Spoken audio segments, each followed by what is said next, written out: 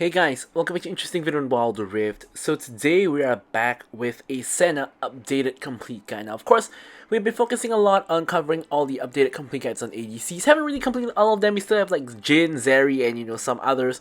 But we're gonna jump into Senna, who is basically an ADC in the support role. Of course, we also have an ADC in the jungle, which is Kindred. I don't know if we'll ever cover her because I don't really play her that much. But anyways, today we're gonna be covering Senna. And of course, as usual, don't forget to check out Senna's basic guide that I'll put up in the cards above for her skills, leveling, order tips, and tricks, as well as some combos. But without further ado, let's jump straight into her build. Alright, so first up, you're going to start off with either the Spectral Sickle, or you could go for Relic Shield. So Spectral Sickle, of course, gives you AD and allows you to, of course, proc it on attacking enemies. But with Relic Shield, it gives you health. However, you will have to proc it on minions, which means that when you kill the minion, you're gonna have less chance of getting your souls. So that is kind of a trade-off. However, getting health and healing is also really good. So I would say that whether you want Relic Shield or Spectral Sickle kind of depends on your lane matchup and what you prefer playstyle, your personal playstyle personally. But we'll have to see about that.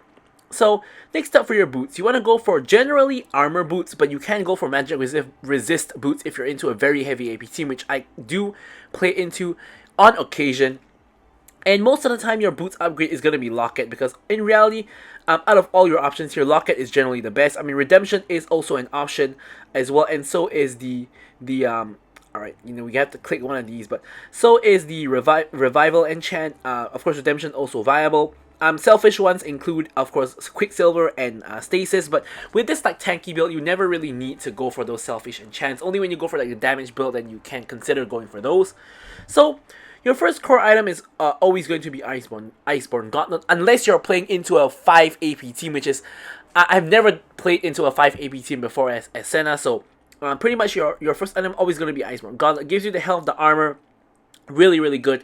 Mana as well, Senna has mana problems, so the mana is very valuable, and of course ability haste is really good for being able to use your spells more often. And of course, really importantly, you get the Spellblade passive, which is not only going to deal bonus damage, but also create a slow feel, and it scales off of your armor, which of course is going to help with your armor boots. So really strong first item. And then second item, you're going to go for Spirit Visage. So your two core items are pretty much always going to be these two and Maul Reminder. But Spirit Visage, there are sometimes that you play into full AD teams. Now, if I play into a full AD team, I'm gonna skip Spirit Visage and go for something else, like a Frozen Heart, or like a Black Cleaver earlier on, because Spirit Visage does give you a lot of health. It gives you magic resist and ability haste as well, and increases the healing and shielding effects on yourself. So your Q is gonna heal you for more, your ult is gonna shield you for more. Just a really OP item in general. And then next we have Maul Reminder. It gives you the Armor Pen as well as the Grievous Wounds. Now this is going to help out a lot because even though you're building tank, you still do a really decent amount of damage. So this is going to help you increase your damage into tanks. And also, of course, you're going to get the Grievous Wounds. Now for your last item, it is 100% completely variable. You do have the option of Black Cleaver, as I've shown here. Now, Black Cleaver in general is just a really good item. This gives you really nice stats, ability haste, AD, health. You also, of course, get the armor shred, which is not that easy to stack up, to be very honest, because Senna, of course, doesn't really attack very quickly, but she can apply one stack onto everybody with her Q, things like that. But you really have a lot of options. So one of the very common options is Frozen Heart into teams that either have heavy AD and also heavy attack speed champions. So in the match later, you will see that we have like a Tryndamere, a Yone, and an Ezreal, all of which kind of attack quickly. So Frozen Heart is going to be very useful there. Now, you also have things like Runaan's Hurricane, because honestly, at this point, you do a decent amount of damage, so attacking 3 people at the same time is going to be pretty helpful. So, there's that as well. You have GA for the Revive, of course. If you're into heavy AP, you have Maw as an option. Another just general option that's pretty good is going to be Titanic Hydra, which gives you health and converts your AD into... converts your health into AD, because you do have a decent amount of health in this build. Of course, you do have health from your Iceborne Gauntlet, from your Spirit Visage, and even from your boot item. So, Titanic Hydra is pretty good.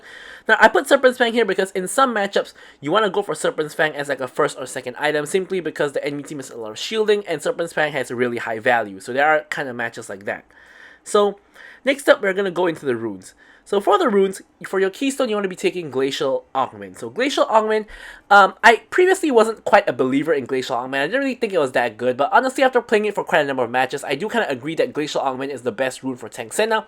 I used to think it was Grass, so you do have a lot of options for the rune here. You could go for Fleet, you could go for press the attack, you could go for Grass, which is a really good option, and of course you could go for Glacial Augment. So the main draw of Glacial Augment is in the early game. This is really good because you do get that slow by 20% for 1.5 seconds every 10 seconds, and in the early game this is actually really decent in lane. Now of course when you get your Iceborne Gauntlet, this is not going to matter as much, but in the early game that's going to be really good. And of course you have the Glacial Rays that will pop out when you actually hit your W.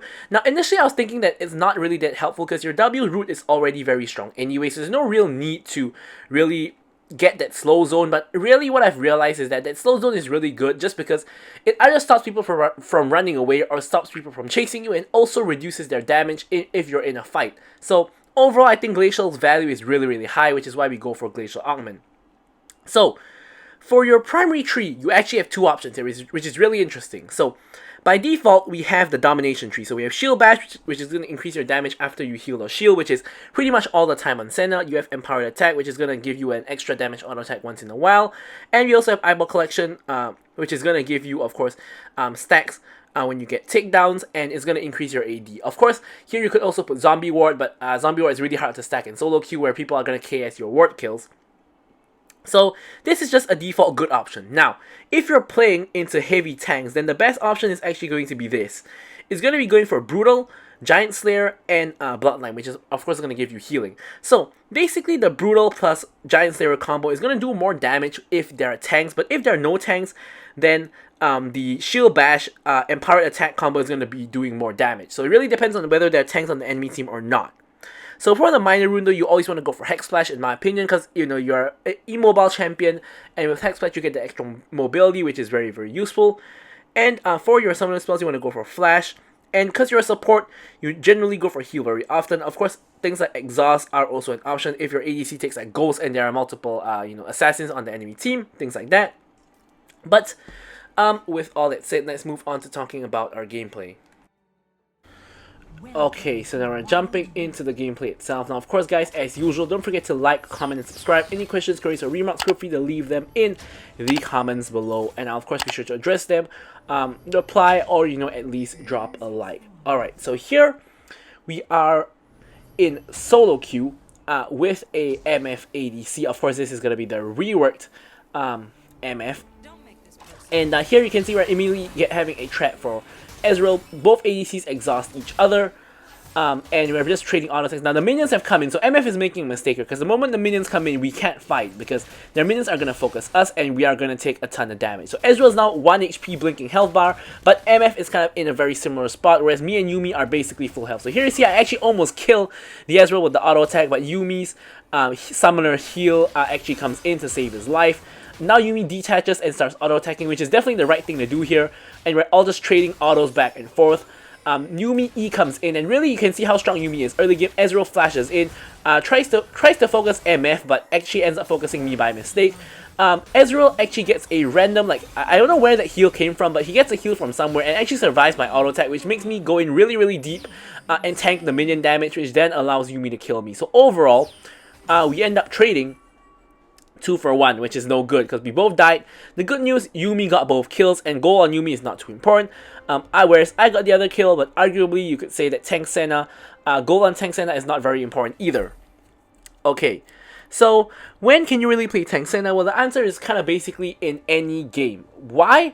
Well, because Tank Senna just becomes a very strong utility champion. You're not playing the squishy damage Senna where you're going to ruin your team comp. Of course, there are better and worse team comps to play Tank Senna in, but in general, you could kind of play Tank Senna in any real team comp, because you are basically just going to be a champion that heals and shields and roots like any other support, but you're going to have some kind of damage because you are Senna, and of course you're going to have some kind of long range because you're Senna. So you can really play this in any match, but it would be generally better if your team has, some kind of front line. In this game, I have completely no front line. It's all full squishy team, and you know, ideally I would be wanting to pick a tank support. The only issue is that I don't really play tank supports. I only play like Senna, Ashe, Rakan, and maybe a little bit of Pyke. I don't play any tank supports, so you know, there's no real choice in the matter here. So here you saw one of the tricks that I performed on Senna, which I covered in my basic guide, which is to launch your W into the 1 HP minion to proc it onto the minion, which is then going to allow you to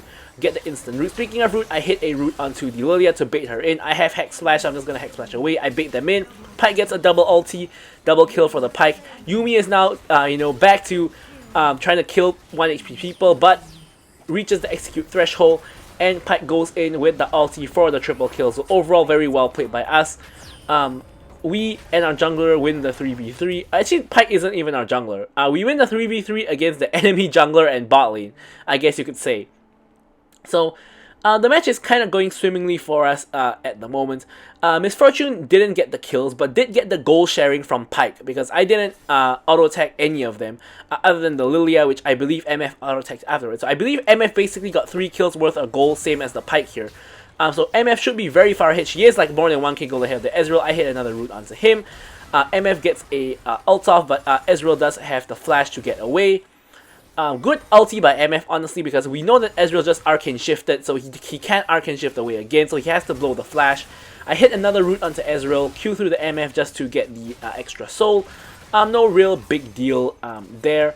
And Ezreal goes aggressive onto MF again. MF has flash.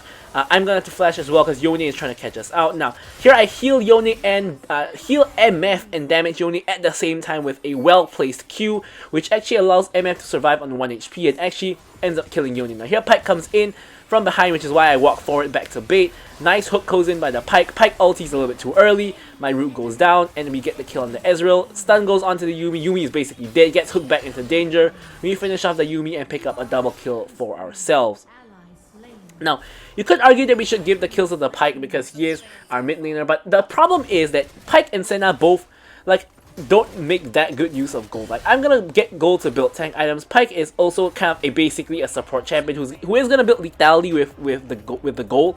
But honestly, the other 3 champions are kind of the ones who want the gold. Like MF, Kale, and Irelia are really the champions who the gold would be really good on. And hopefully we can give them the goal in some situation. Our whole team is doing well as a whole. You can see we're 4-1 and 2. Pyke is 3-0 and 2. MF has 0 kills, but she did get the kill goal from all the Pyke kills. And here, speaking of which, the Ezreal is going super aggressive again. MF, you know, is on death's door. Ezreal thankfully misses the Q, but you can see we're trading very well into the Ezreal. Yuumi healing does come in. We rush Executioner's Calling first item to try to cut the healing, which is somewhat successful. And here you can see we're starting to do decent damage because of the Sheen procs, but we cannot kill Ezreal Yuumi 1v2, so no way.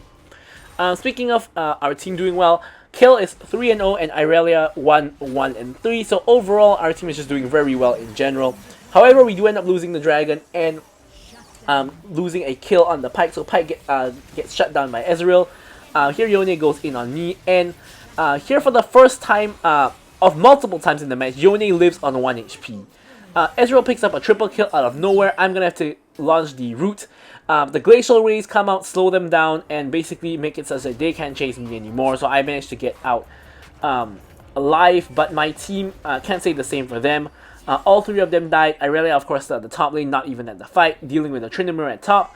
And yeah, we basically just all end up kind of just dying there, which is not really the best situation in the world, but it kind of is what it is. So the match is getting a little bit more competitive, not a one-sided stomp.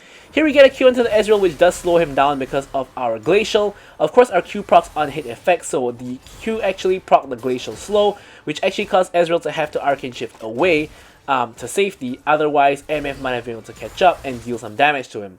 Now, Yuumi is missing. Might be at the Herald. She is actually at the Herald. So here Ezreal is stuck in the 1v2. Arcane shifts forward, which is really bold.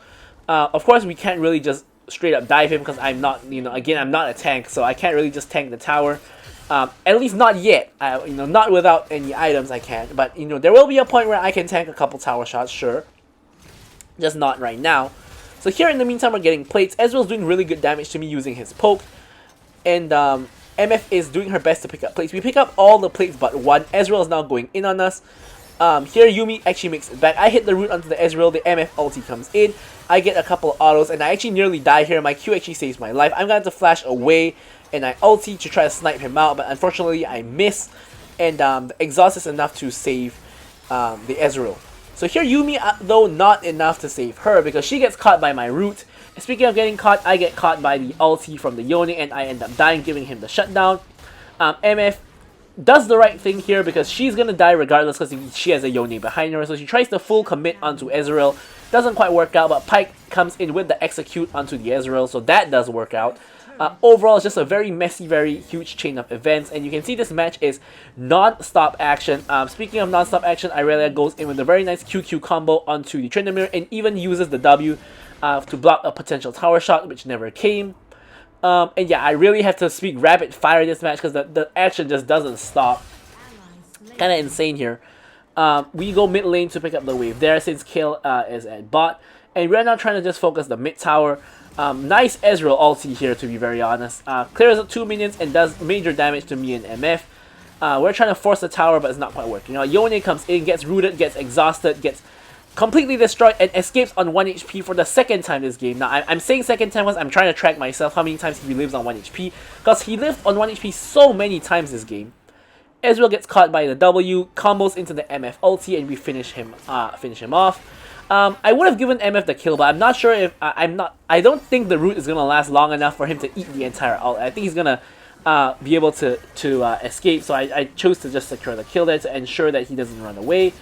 Here we're trying to get like a flanking position onto Lilia, but Lilia wisely runs toward the other side instead of running backward toward the next tower. And here she gets hooked back in, does end up dying. Yumi ends up taking a death as well. Now Tryndamere decides to jump in 1v4 after his teammates already died. Blast Plant comes in, we're chasing him down. Yone hits a very nice ulti onto me and Pyke. But you can see I'm already pretty tanky with the Iceborne completed, and you can see I do really good amount of damage onto Ezreal as well. And yeah, so with the Iceborne Gauntlet and with the tanky items we're going to be getting, you are not like, I wouldn't say you are like a tanky like a tank, but I will say that you are a little bit more like a fighter kind of tankiness, where you are not going to die instantly, but you're not like really that tanky either. So basically it's like assassins can't really one-shot you, but they will kill you like in 2 combos, for example, unlike an ADC where they'll kill in 1 combo. So you are like you are kind of semi-tanky, but the main reason is you have a lot of utility. I mean, come on, you have like the slow from the Iceborne, and you have damage from the Iceborne, just all good, all stats all around. So next we're going, of course, with the Spirit Visage. There is only one source of real magic damage on the team, because Yumi does do magic damage, but she's not building Ludens, she's building a Harmonic Echo, so she's not going to do that much magic damage. We do have Yone also, who does do mixed damage, so we also kind of have like a pseudo magic damage source from Yone, and we also have Lilia. Of course, Lilia is one of the strongest junglers at the moment, so her magic damage is really a lot. So getting the Spirit Visage against her is really good as well. Very nice E by the Pyke. I'm gonna flash W to follow up to catch the Ezreal, and here is where we basically make a mistake. So with Ezreal and Yumi gone, we try to go for enemy jungle / go for kills. Actually, wait, this may not be where the mistake was made. Okay, so this might not be it. So I think we're fine here. It's another incident in the same jungle area, but it's not right now exactly. So here we are gonna try to push for this tower. I flash out of the way, or Hex Splash out of the way of the Yone. Yone lives on 1 HP for the 3rd time here. Goes back to his ghost, lives on 1 HP, and runs back to the Nexus. Here is the mistake, I think. So here we should just be running away, because here enemy respawns are coming in already. For some reason MF is ulting, and I missed the root onto Lilia. I still do decent amount of damage to her though. But we're trying to steal the buff, and here Ezreal goes in, gets exhausted, pretty much lives on 1 HP here, ends up dying eventually. But Lilia cleans up the rest of the fight, and I'm trying to escape. I Hex Slash the other direction. Yone comes in, catches me out, and here we die. So here the mistake is we were way too greedy to take the enemy jungle. Like, if we wanted to do what we did here, it was fine, but we can't go for the blue buff. We should be backing out the moment the enemy team is coming. We should just give them the blue buff, and we shouldn't be greeting over it. But Kayle makes the mistake of greeting over it, and me and MF end up basically following her lead and basically making the same mistake, and all 3 of us just end up dying needlessly, because we don't need that blue buff. we just need to get away, basically. We don't want to be so greedy for that blue buff. So anyways, after about 10 plus seconds, 20 plus seconds of gray screen, we're back on the map. Looking at our build now, of course, we started with the Executioner Calling Rush to deny the Yuumi healing. We now have both our first 2 core items completed of the Iceborne Gauntlet together with the Spirit Visage.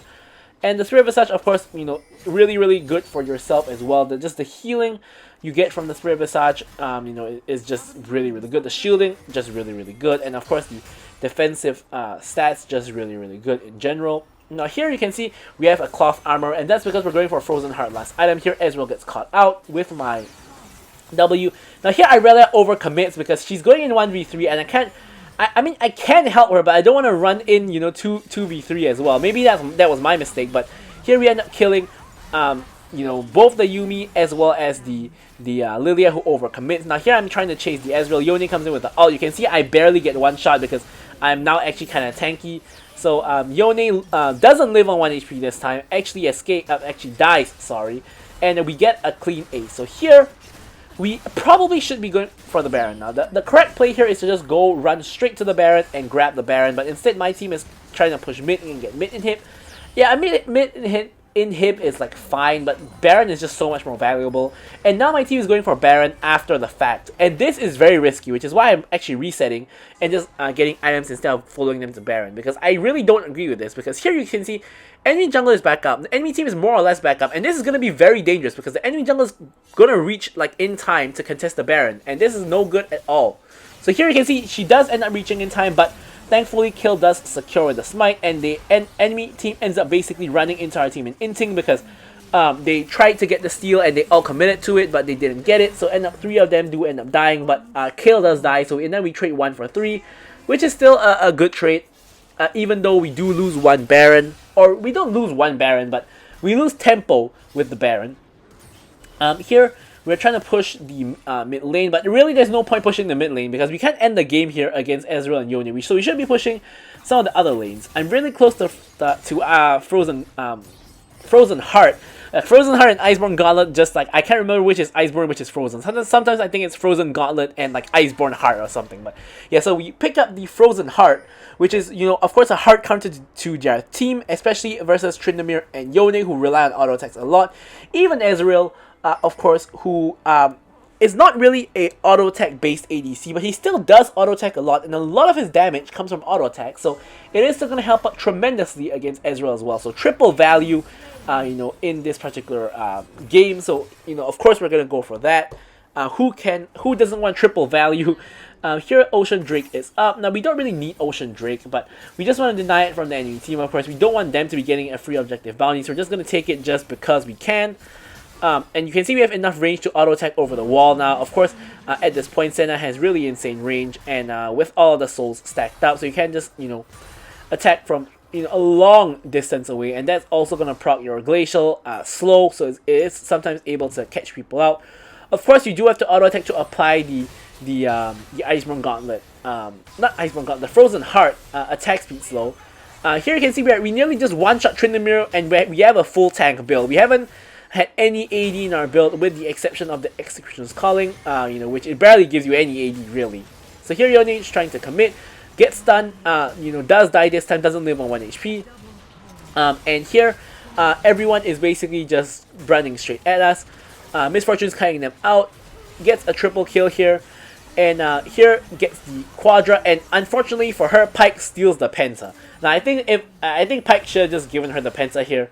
But the game's over regardless. But I think that's a little bit mean, to not give Misfortune the Penta. He KSs the Penta with the ulti, and with that we end the game. So as usual, I'm gonna leave you guys with the stats. Thank you guys so much for watching the video, and goodbye.